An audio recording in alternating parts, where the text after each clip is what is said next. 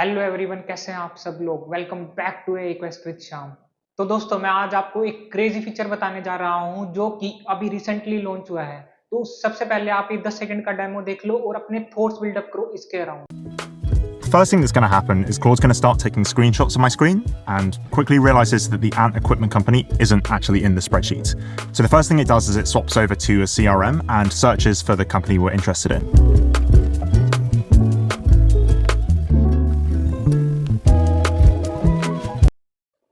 तो दोस्तों, एंथ्रोपिक ने एक बहुत ही जबरदस्त फीचर लॉन्च किया है जो कि एआई को एक नेक्स्ट लेवल पर ले जाएगा। फॉर एग्जांपल, अगर आपको अपने कंप्यूटर पे कोई टास्क करना है, लाइक आपको किसी को मेल भेजना है या फिर आपको फॉर्म फिल करना है या कोडिंग टास्क करना है या एनी अदर टास्क, तो इसके लिए आपको बार बार कर्सर या माउस को मूव करने की जरूरत नहीं है, ना ही कीबोर्ड से बार बार टाइप करने की जरूरत है। आपको बस फीचर को टास्क समझाना है और ये उन सब टूल्स को यूज करके आपका टास्क बहुत ही एफिशिएंटली कर देगा। है ना काफी क्रेजी फीचर। तो ये एआई एडवांसमेंट में एक स्टेप नहीं बल्कि मल्टीपल स्टेप फॉरवर्ड मूव है। तो दोस्तों, इतने एडवांस फीचर को चलाने के लिए ओब्वियसली एक पावरफुल एआई मॉडल की ज़रूरत है। इसी बात को ध्यान में रखते हुए एंथ्रोपिक ने इंट्रोड्यूस किया है न्यू क्लोड 3.5 सोनेट को। ये मॉडल पुराने वर्जन से काफ़ी ज़्यादा पावरफुल है और मल्टीपल टास्क में टॉप परफॉर्मेंस दे रहा है। आप अभी स्क्रीन पर एक टेबल देख रहे हैं जिसमें कंपेयर किया है न्यू क्लोड 3.5 सोनेट के स्कोर्स को बाकी एआई मॉडल्स के साथ। ये साबित करता है कि ये model coding, reasoning, visual QA और एजेंटिक टूल यूज जैसे टास्क में काफ़ी आगे है। तो अब बिना टाइम वेस्ट किए हम चलते हैं डेमो की तरफ। ये डेमो एंथ्रोपिक वालों ने ही डाला है क्योंकि ये अभी बीटा वर्जन में है और एपीआई का कॉस्ट भी काफ़ी ज़्यादा है। हो सकता है फ्यूचर वीडियोज़ में मैं खुद से यूज़ करके दिखाऊँ।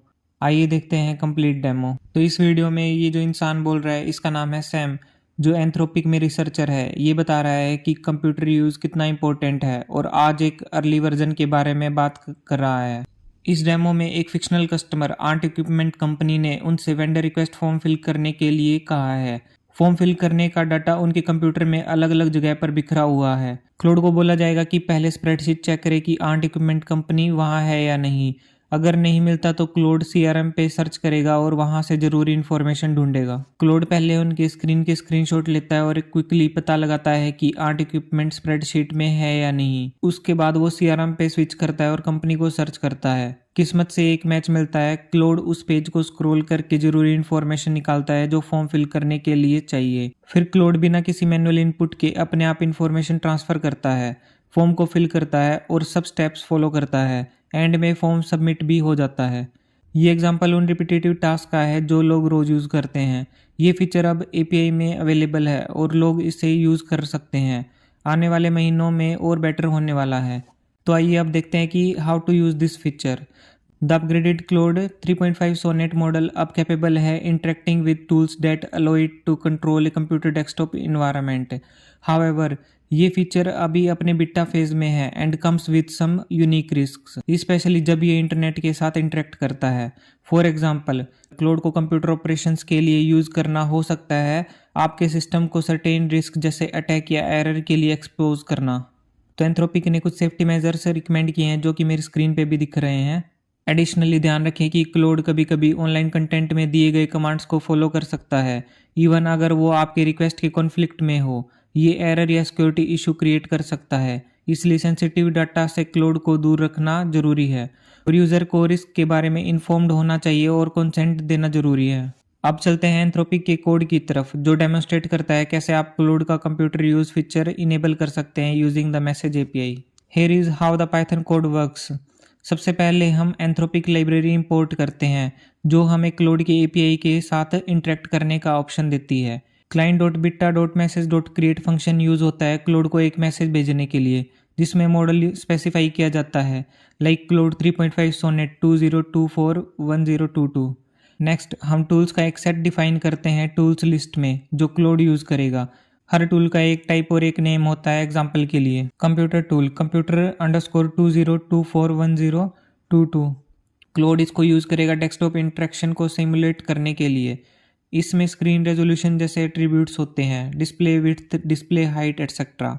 टेक्स्ट एडिटर टूल str_replace_editor, ये क्लाउड को टेक्स्ट एडिट करने का ऑप्शन देता है। बैश टूल, ये क्लाउड को बैश को कमांड्स रन करने का ऑप्शन देता है।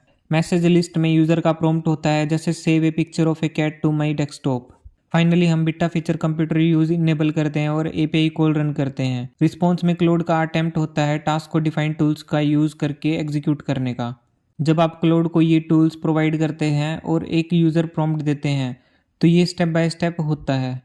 टूल्स डिसीजन, क्लाउड चेक करता है कि क्या टूल्स टास्क को कंप्लीट करने में हेल्प करेंगे। अगर हाँ तो एक टूल यूज रिक्वेस्ट कंस्ट्रक्ट करता है। टूल एग्जीक्यूशन, टूल रिक्वेस्ट आपके सिस्टम पर प्रोसेस होती है जैसे बैश कमांड रन करने या टेक्स्ट एडिटर के साथ इंटरेक्ट करना। टास्क कंप्लीशन, क्लाउड एनालाइज करता रहेगा रिजल्ट्स को और डिसाइड करेगा कि और टूल्स यूज़ करने की ज़रूरत है या नहीं जब तक टास्क कंप्लीट नहीं हो जाता। एजेंट लूप, क्लाउड स्टेप 2 और स्टेप 3 को लूप करता रहेगा जब तक टास्क कंप्लीट नहीं हो जाता। इस प्रोसेस को एजेंट लूप कहते हैं। Combining computer use with other tools, आप क्लाउड के कंप्यूटर यूज फीचर को कंबाइन कर सकते हैं दूसरे रेगुलर टूल्स के साथ। ये उन सिनेरियोज के लिए यूजफुल होता है जहां टास्क मल्टीपल टाइप्स के इंटरेक्शन की डिमांड करता है, जैसे डेस्कटॉप एक्शन और एपीआई के थ्रू इंफॉर्मेशन रिट्रीव करना।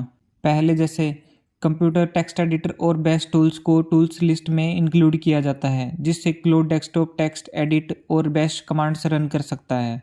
यहाँ पर एक नया टूल डिफाइन किया गया है get_weather, जो वेदर को रिट्रीव करता है बेस्ड ऑन लोकेशन और यूनिट लाइक सेल्सियस और फ़ारेनहाइट। टूल को लोकेशन इनपुट चाहिए होता है और टूल स्कीमा इंश्योर करता है कि लोकेशन मैंडेटरी है। टास्क एग्जांपल्स, सेक्शन में यूज़र क्लाउड से रिक्वेस्ट करता है find flights from San Francisco to a place with warmer weather.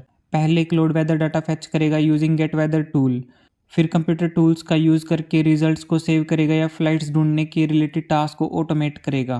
Prompt के बेसिस पर क्लाउड डिसाइड करेगा कि कौन से टूल्स यूज़ करने हैं। एपीआई हर रिक्वेस्ट को प्रोसेस करेगा और ज़रूरत के मुताबिक टूल्स को एग्जीक्यूट करता रहेगा जब तक टास्क कंप्लीट ना हो जाए। That's all for today's video. Don't forget to like, subscribe and hit the bell icon to stay updated on the latest trend in AI. Let's keep exploring the future of AI together right here on AI Quest with Charm. Thanks for watching my video. Stay healthy and happy. Thank you and bye bye.